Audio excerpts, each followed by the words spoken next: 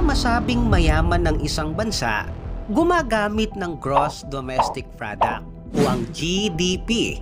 Ito ay ang market value ng produkto at serbisyo na napoproduce ng bansa sa isang tiyak na panahon. Iba naman ang GNP o ang Gross National Product dahil ang GNP ay halaga ng produkto at serbisyo na ginawa ng mga Pilipino sa loob at labas ng bansa. Halimbawa, mga remittance na pinadadala ng mga OFW. At kung aalamin natin kung magkakajowa ka pa, ay huwag ka nang umasa. Walang jowa. Kung aalamin natin kung mayaman ng isang bansa, dalawa ang basihan.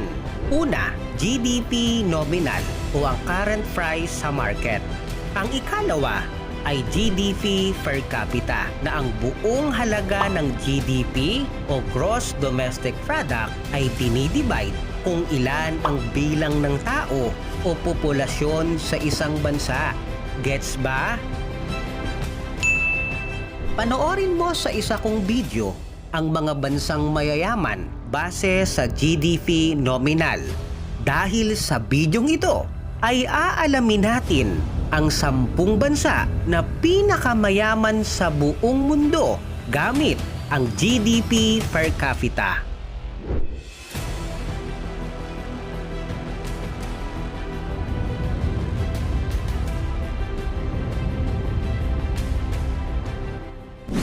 Number 10. Sa bansang pag-ibig anong tamis, sila'y maraming langis, kaya't ika'y mapapa sana oil. Qatar. Ang Qatar ay kilala at sikat pagdating sa langis. Sa katunayan, sila ay pangatlo sa may pinakamalaking natural gas reserve sa buong mundo. Sila rin ay may bank high income economy, isa sa may pinakamababang tax rate sa buong mundo. Kaya ang GDP per capita ng bansang ito ay umaabot sa world percentage na 487% na may GDP per capita na $59,143. Number 9. Sa bansang ang Gilas Pilipinas nakilala, kung di kayang talunin sa bola, daanin sa karambola.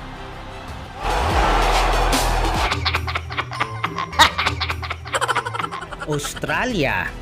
Ang Australia ay may natural na ganda. Dito mo makikita ang Sydney Opera. Sila ay may malaking bahagi ng mga service sectors. Malago ang kanilang agrikultura, mataas sa pag-exports ng renewable energy and related products. Kaya naman ang kanilang GDP per capita ay umaabot sa $62,724. Number 8. Sa bansang Singawan, Singa 2, Singa 3, Singapore. Ang bansang ito ay matatagpuan sa Southeast Asia na halos kapitbahay lang ng Pilipinas. Pero ang bansang ito ang pinakamayaman sa buong kontinente ng Asya at pangwalo sa buong mundo na may GDP per capita na $64,103. Isang maliit na bansa na halos kasing laki lamang ng Metro Manila. Halos may 6 na milyon na populasyon. Mas marami pa ang Metro Manila. Maayos ang programa ng pabahay. Maraming namumuhunang negosyante at disiplinado ang mga tao dito. Narito rin ang Changi Airport na itinuturing na best airport sa buong mundo at ang pamosong Merlion. Number 7. Iceland. Ang bansang ito ay matatagpuan sa kontinente ng Europa. Ang ekonomiya dito ay binubuo ng kapitalismo at free market principles. Mayroong libreng healthcare at magandang welfare system. May mga manufacturing at services industries, software production, biotechnology, at ang malaking impact sa ekonomiya ng bansa ay ang kanilang turismo na siyang nakatutulong sa pagtaas ng antas ng pamumuhay. Kaya ang kanilang GDP per capita ay umaabot sa $65,273. Number 6, Denmark. Ang pagkakaroon ng high standard of living ng Denmark, ito ay dahil sa magandang pagpapatakbo ng kanilang gobyerno, human capital, pagkakaroon ng mataas na business environment, mayroong developed service sector, pag-export ng iba't ibang produkto, at maraming investment dito. Kaya naman ang GDP per capita ng Denmark ay umaabot sa $67,218. Number 5, USA. Ang United States of America ang pinakamayaman sa buong mundo kung ang pag-uusapan ay GDP per nominal. Pero kung sa GDP per capita, ito ay panglima sa may pinakamalaking ekonomiya sa buong mundo na may $68,308. Ang bansang ito ay may 60% export ng mga products. Mixed economy ang sistema ng ekonomiya, ang pinagsamang command economy o kontrolado ng isang sentralisadong gobyerno at market economy na kung saan ang kanilang residente ay mayroong kalayaan sa pagpapaunlad sa pamilihan na mahalagang sangkap sa pag-angat ng kanilang ekonomiya. Number 4. Sa bansang, hindi ako papayag dyan. Norway. Pang-apat sa ating listahan na pinakamayaman sa buong mundo ay ang napakagandang bansa na Norway. Ito ay taga-supply ng langis sa global market. Anyway, ang Norway din ang pangatlo sa may pinakamalaking exporter ng natural gas sa buong mundo na kung saan halos 25% ng European gas ay galing sa kanilang bansa.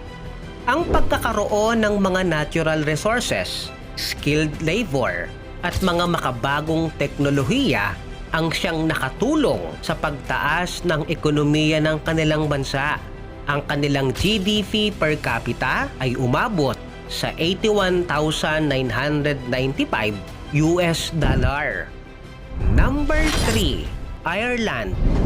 Maliit man ang bansang ito, malaki naman ang yaman nito dahil kabilang ang Ireland sa mga bansa na highly globalized economy. Sa bansang ito ay mataas ang porsyento ng economic freedom. Dito matatagpuan ang pinakamalaking technology company. Malaki ang ambag ng bansang ito tungkol sa automobile, submarine, color photography at marami pang iba. Ang GDP per capita ng bansang ito ay umaabot sa $94,555. Number 2, Switzerland. Pumangalawa naman sa yaman sa ating listahan ang Switzerland. Ang bansang ito ay may mataas na GDP per capita sa buong mundo na umabot sa $94,696. Ang pagkakaroon ng malaking sektor ng serbisyo ang siyang nakatutulong sa pag-angat ng bansa. May advanced na ekonomiya. Dinarayo ng mga turista dahil sa ganda ng kapaligiran dito. Ligtas na bansa. May maayos na gobyerno, may mataas na pasahod sa mga skilled force at favorable tax rates. Dito rin matatagpuan ang luxury segment ng watch industry. At sa kasalukuyan, ang nanguna at ang pinakamayamang bansa sa buong mundo, Luxembourg. Ang Luxembourg ang nakakuha ng record na pinakamayamang bansa sa buong mundo in terms of GDP per capita na umabot sa $131,782. Kabilang sila sa world's largest financial center. Angat na angat ang ekonomiya ng bansang ito pagdating sa steel industry, service sectors, high standard of living, large private banking, exports, at mataas na pasahod. At yan ang 10 bansa na pinakamayaman sa buong mundo in terms of GDP per capita. Ito ang Soksay TV na nag-iiwan ng kasabihang hindi lang pera ang kayamanan sa mundo, masigit na yaman ang kaibigan at pamilya mo.